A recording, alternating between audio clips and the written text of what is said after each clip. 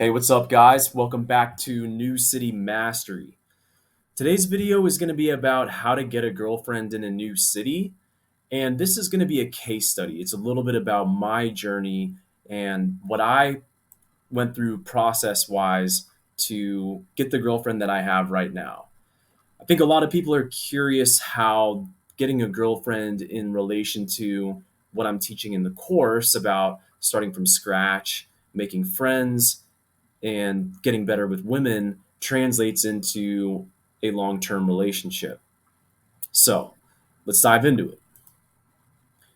The first thing I want to go over is the differences, okay? The differences between social circle dating and traditional dating. Because there's not a lot of videos or coaches or people talking about anything other than just the traditional model of getting a girlfriend. Some of you guys might want to find a long-term partner. So this is going to be a breakdown on the differences and then how it applies. Normal traditional dating, all right, it includes meeting a girl just like any other system and setting up a one-on-one date, taking her out once per week, following that cadence until she asks you, "What are we?" That's normally the route that you would need to take if you're going to go with the traditional method. Now, with social circle dating, it involves meeting a girl, right? And then the follow up is different. So it's inviting her to do fun things with other guys, other girls, until it becomes abundantly clear that you guys belong together. Now, a little bit about my story and my background. Before my girlfriend and I started dating, I got ghosted. Her and I met through some mutual friends, and I asked her out on a one on one date. And I'll be honest with you, this is probably what most guys are doing. And to be honest, it even went pretty well that first date. I would say that I did everything the best that I could to my abilities, did everything right, ran a very smooth first date, and it went well. But she ghosted me after that, and I was extremely confused. And I think that's the exact same place that a lot of different guys are, is they are meeting women and they're going out on dates. They may or may not hear back, and when you don't hear back, you never know why, and you get confused, and there's kind of nowhere to go after that. So what happened for me was, I obviously pulled back. Months and months went by before we eventually ended up reconnecting. And when we reconnected, I knew that I should probably dial it back a little bit and just treat her a little bit more like a friend, because at this point I had kind of given up on the prospect or the idea that we would become a thing. And a year later now, we're in an exclusive relationship. So how did this happen? Why was that the case? And it's all about the vetting and the seduction process. This is the main thing that I want you guys to understand. The vetting and seduction process is the main key differentiator between social circle dating and the traditional model of dating. A man, all right, so this is how it works. This is how the vetting and seduction process works. So a man has to properly vet a woman over time. You have to look for things like her past level of promiscuity, her agreeableness, her level of genuine desire, and also her supportiveness. These are things that take time. These are things that have to be uncovered. And this is a process that's can't be done in one date or even three or four. Now, on the woman's side, a woman has to experience certain emotions to become attracted to a man. I think this is where most guys are falling off, getting confused. So, in order for a woman to love you, in order for a woman to become attracted to you, she has to feel and experience a range of emotions. So, she has to admire who you are, she has to respect you as a man, she has to feel a certain level of excitement and fun, but she even needs to feel some negative emotions like jealousy. Now, before you guys go crazy and say that that's like, you know, if you try to make a girl jealous on purpose, that's manipulative. That's not what I'm talking about here. That's not the point of this. The point is that these are emotions that she should feel naturally and organically over time just by interacting with you. And she needs to feel these emotions. And this is where I want to introduce to you guys what is the James Bond effect. So, why is James Bond so seductive? When you think about the movies and whole the whole series and legacy of the James Bond persona, he's always really attractive. He always ends up getting the girl. And women, I think across the board would say that he's an attractive guy. But why is that, right? So it comes down to uncertainty. That's one thing. You're not 100% sure about what's going on in his head. You're not 100% certain about how he's feeling in the moment or what he's thinking about, okay? And then the second thing is that there's some level of excitement, right? I mean, he's going to be like jumping out of helicopters, driving fast cars. He's like, coming down from the roof, and he's got all of these like guns and killing all these bad guys.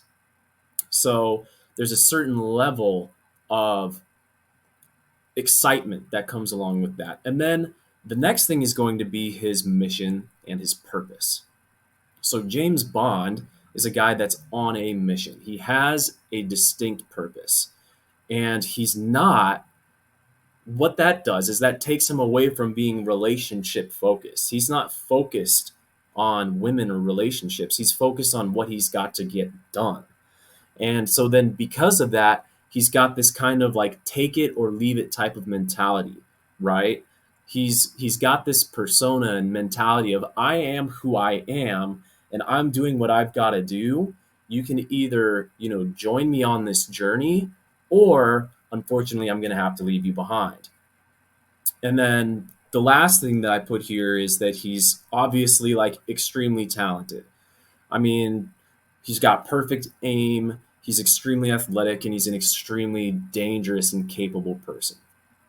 So the point is that when you think about James Bond, he's got all these different things about him that make him attractive.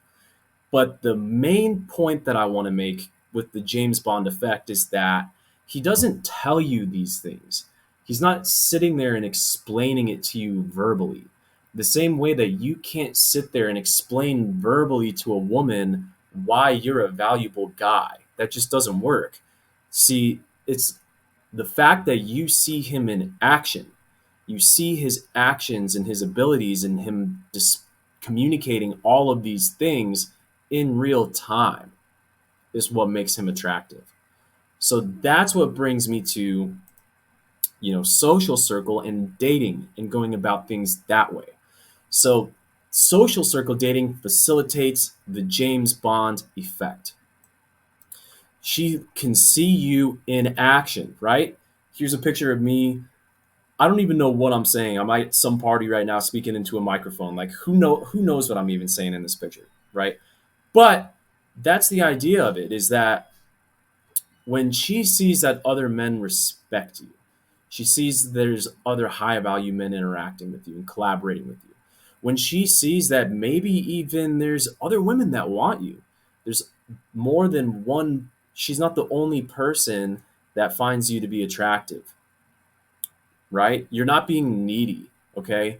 You're focused on whatever it is that you're doing. You've got other things going on. That's the bullet point I've got down here is you have shit going on. So she sees all of these things in real time. She sees you in action out there in the world. And so that is ultimately what ends up building up her genuine burning desire for you. And it works both ways as well. So this works in your favor too, because you get to see her in action. Is she consistent? Does she show up as the same person time and time again, week and week again? Is she trustworthy? Month after month, does she do things that prove who she is to be trustworthy? or not, because somebody can lie and fake about who they are in the first 30 to 90 days of you having met them. So this also is a good time to find out, is she fun to be around? Does she get along well with other people? Or did she bring all kinds of problems and unnecessary drama into the equation? These are all things that are very important that you need to seek to find out. And then, is she traditionally feminine, right? Is there anywhere that you guys are colliding or have a difference in your morals? Does she have some extreme points of view that just don't gel well with the way that you see things? These are all different aspects and different elements that when you're just going out on a one-on-one date week after week, not only does it get boring, not only can you not really figure out who each other are on a real level, it's not going to allow you to build that genuine desire for her either, because you don't really know her that well. So here's the thing is, this process allows you to facilitate building genuine desire in her. And then if not, or if it's even the other way around, right? No worries. She's still a part of the crew and she still has immense value as a person. So I think a lot of like dating and relationships kind of in this like traditional model that like a lot of other dating coaches and stuff teach is like this turn and burn mentality where it's like if she's not for you, then she's just like, you're basically just putting it in the burn card pile, where that's a terrible way to approach relationships and life in general. So that's all I got on this one, man. Thank you for tuning in. Leave your questions down there in the comments, or if you're in the program, you can send me a direct message in the Discord group. And if you enjoyed this video, don't forget to subscribe. I've got more videos and more content coming soon. I appreciate you guys and see you on the next one. Peace.